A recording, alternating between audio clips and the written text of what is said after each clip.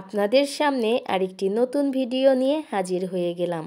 কেমন আছেন সবাই? আশা করছি সবাই ভালো আছেন, আমিও ভালো আছি।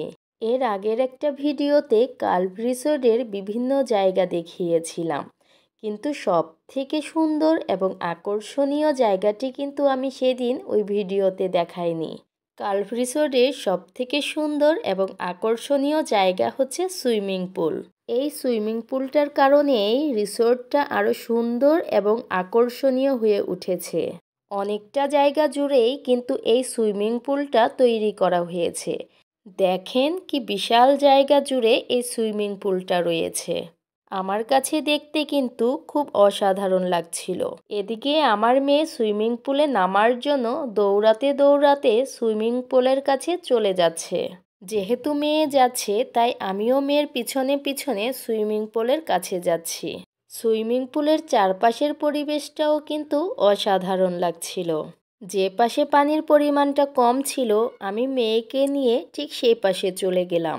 মেয়ে পানিতে নামার জন্য তার পায়ের জুতোগুলো খুলে তারপরে এই তো পানিতে একদম নেমে গেল।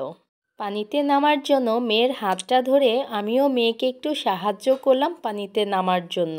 মেয়ে পানিতে নামার পরে হয়তোবা সে ভেবেছে তার জামাটা ভিজে যাবে, তাই মেয়ে জামাটাকে উঁচু করে ধরে পানির সাথে দুষ্টুমি করছে। ছোটবেলা থেকেই আমার মেয়ে পানি দেখলে অনেক খুশি হয়ে যায়, পানির সাথে খেলা করতে অনেকটা বেশি পছন্দ করে। জামাটা যখন উঁচু করে ধরেছে তখন মেয়ের বাবা মেয়েকে বলছে যে তুমি জামাটা ছেড়ে দাও, জামা ছেড়ে দিলে তোমার জামা পানিতে ভিজে যাবে না। মেয়ের বাবা যখন মেয়েকে বলেছে জামাটা ছেড়ে দেওয়ার কথা তখন মেয়ে জামাটা সুন্দর করে ছেড়ে দিয়েছে, কিন্তু হালকা একটু উঁচু করে ধরেছে। সুইমিং পুল দেখার পরে আমার মেয়ে প্রথমে গোসল করার জন্য খুবই কান্নাকাটি করছিল। পরে মেয়েকে বোঝানো হলো তুমি তো জামা নিয়ে আসোনি, তুমি তো একটা জামা পরেই এসেছো, যদি জামাটা ভিজিয়ে ফেলো তাহলে তুমি তো গোসল থেকে ওঠার পরে আর জামা পরতে পারবে না। তারপর মেয়ে বলল আচ্ছা ঠিক আছে, আমি গোসল করব না, কিন্তু আমি পানিতে নেমে একটু খেলা করব। তাই যে সাইডে পানির পরিমাণটা কম ছিল সেই সাইডে মেয়েকে নামিয়ে দিলাম একটু খেলাধুলা করার জন্য। মেয়েও পানিতে নেমে খুব মজা পাচ্ছিল, কিন্তু সমস্যা হচ্ছে সে বারে বারে ভাবছে তার জামাটা হয়তোবা ভিজে যাবে।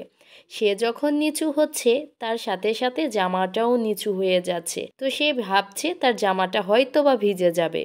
ভিজে যাওয়ার ভয়ে পানি থেকে দৌড়ে উঠে পড়ল। আমরা দুজনই তাকে বুঝাচ্ছিলাম যে তোমার জামা ভিজবে না।